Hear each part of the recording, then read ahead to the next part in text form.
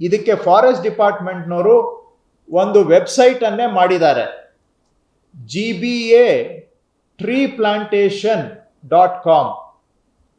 GBAtreeplantation.com ಇದೊಂದು ವೆಬ್ಸೈಟನ್ನು ಮಾಡಿದ್ದಾರೆ.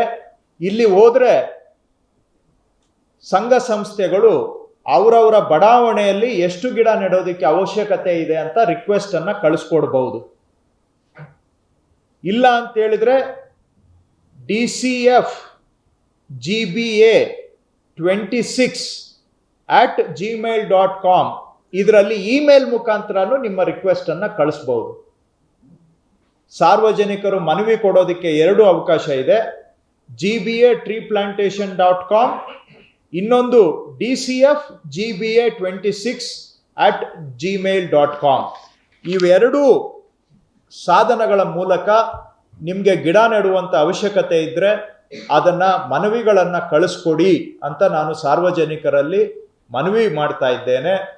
ಈ ಗಿಡ ನೆಡೋ ಕಾರ್ಯಕ್ರಮ ಯಶಸ್ವಿಯಾಗಿ ಆಗಬೇಕು. ನಿಜವಾಗಿ ಇಷ್ಟು ಸಂಖ್ಯೆಯಲ್ಲಿ ಗಿಡ ನೆಡುವಂಥದ್ದು ಆಗಬೇಕು.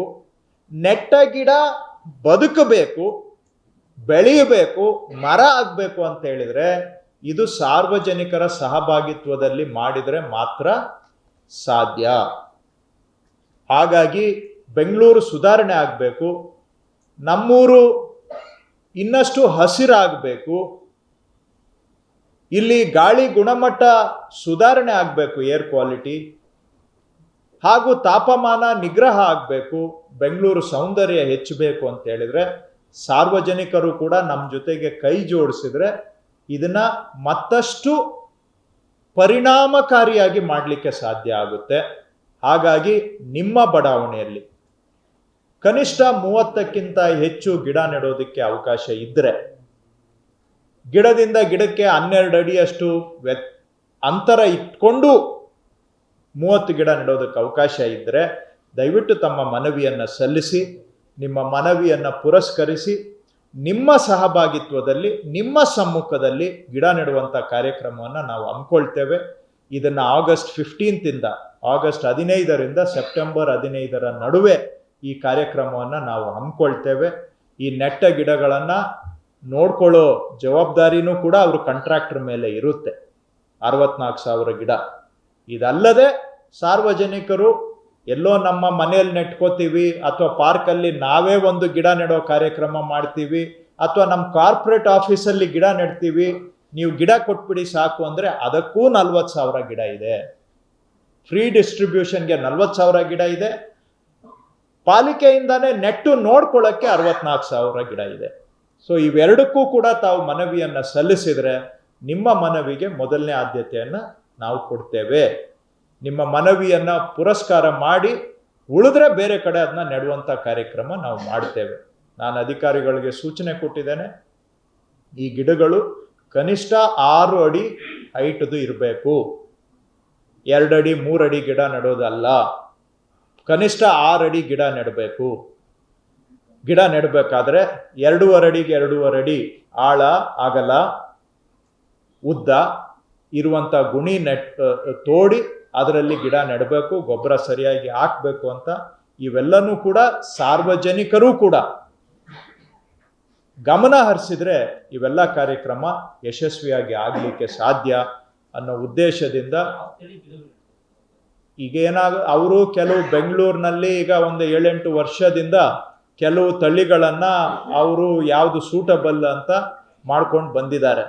ಅದರಲ್ಲಿ ಉದಾಹರಣೆಗೆ ಮಹಾಗನಿ ಇರುತ್ತೆ, ಮತ್ತು ಟಬೂಬಿಯಾ ರೋಸಿಯಾ ಅಂತ ಈ ಪಿಂಕ್ ಹೂವು ಬಿಡುತ್ತಲ್ಲ, ನೀವು ನೋಡಿರ್ಬೋದು ಬೆಂಗಳೂರಿನಲ್ಲಿ ಇತ್ತೀಚಿನ ವರ್ಷಗಳಲ್ಲಿ. ಆ ಥರ ಕೆಲವೆಲ್ಲ ತಳಿಗಳನ್ನು ಒಂದು ಯಾವ್ಯಾವ ತಳಿ ಇವರೇ DCF ಸಾಹೇಬರು?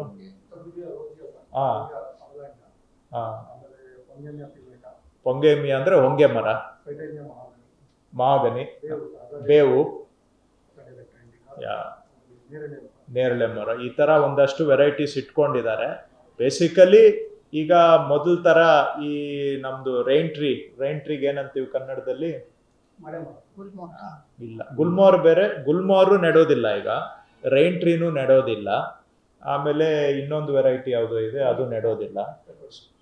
3 ಸ್ಪೆಟೋರಿಯಾ. ಆ 3 ವೆರೈಟಿ ನೆಡೋದಿಲ್ಲ, ಯಾಕೆಂದರೆ ಅವೆಲ್ಲ ಸಾಫ್ಟ್ ವುಡ್ಡು. ಸೊ 30 ವರ್ಷ 25 ವರ್ಷ ಆದಮೇಲೆ ಜಾಸ್ತಿ ಬಿದ್ದೋಗೋದು ಮುರಿದೋಗೋದು ಅವೇನೆ. ಸೊ ಹಿಂದೆ ಎಲ್ಲ ಅವುಗಳನ್ನೇ ಜಾಸ್ತಿ ನೆಟ್ಬಿಟ್ಟಿದ್ರು. ಸೊ ಈಗ ಒಂದು 7-8-10 ವರ್ಷದಿಂದ ಅವುಗಳನ್ನ ನೆಡ್ತಾ ಇಲ್ಲ. ಸೊ ಬೇರೆ ಸ್ವಲ್ಪ ಗಟ್ಟಿ ಇರುವಂಥ ಮರಗಳನ್ನು ನೆಡುವಂಥ ಕಾರ್ಯಕ್ರಮ ಹಮ್ಮಿಕೊಂಡಿದ್ದಾರೆ. ಸೊ ಇಷ್ಟು ನಾನು ಸಾರ್ವಜನಿಕರಲ್ಲಿ ನಿಮ್ಮಲ್ಲೂ ಸಹ ಸಹಕಾರ ಬಯಸ್ತೇನೆ. ಯಾಕಂದರೆ ಇದು ಸಣ್ಣ ವಿಷಯ, ಇದೇನು ಭಾಳ ದೊಡ್ಡ ಬಜೆಟು ಅಲ್ಲ, ದೊಡ್ಡ ಕಾರ್ಯಕ್ರಮನೂ ಅಲ್ಲ, ಅಥವಾ ಡೇ ಟು ಡೇ ಜೀವನಕ್ಕೆ ಭಾಳ ಕ್ರಿಟಿಕಲ್ ಪ್ರೋಗ್ರಾಮು ಏನಲ್ಲ. ಆದರೆ ಯಾಕೆ ಅಂದರೆ ಬೆಂಗಳೂರಿನಲ್ಲಿ ಏರ್ ಕ್ವಾಲಿಟಿ ಚೆನ್ನಾಗಿರಬೇಕು. ಏರ್ ಕ್ವಾಲಿಟಿ ಮೇಲೆ ನಮ್ಮ ಲೈಫ್ ಕ್ವಾಲಿಟಿ ಡಿಪೆಂಡ್ ಆಗುತ್ತೆ. ಮತ್ತು ಟೆಂಪ್ರೇಚರು ನಿಮಗೆ ಗೊತ್ತು, ವರ್ಷ ವರ್ಷ ಏರ್ತಾ ಇದೆ, ಪೊಲ್ಯೂಷನ್ ಜಾಸ್ತಿ ಆಗ್ತಾ ಇದೆ. ಇವಕ್ಕೆಲ್ಲ ಸುಧಾರಣೆ ಆಗಬೇಕು ಅಂದರೆ ಗಿಡ ನೆಡೋ ಕಾರ್ಯಕ್ರಮ ಮುಖ್ಯ. ನೆಡ್ತಾ ಬಂದಿದ್ದೀವಿ, ಆದರೆ ಇದು ಸಮರ್ಪಕವಾಗಿ ಆಗ್ತಾ ಇಲ್ಲ ಅಂತ ನನಗೆ ಎಲ್ಲೋ ಒಂದು ಕಡೆ ಒಂದು ಭಾವನೆ. ಅದನ್ನು ಸುಧಾರಣೆ ಮಾಡಬೇಕು ಅಂತ ಒಂದು ಸಣ್ಣ ಪ್ರಯತ್ನವನ್ನು ಮಾಡ್ತಾ ಇದ್ದೀನಿ.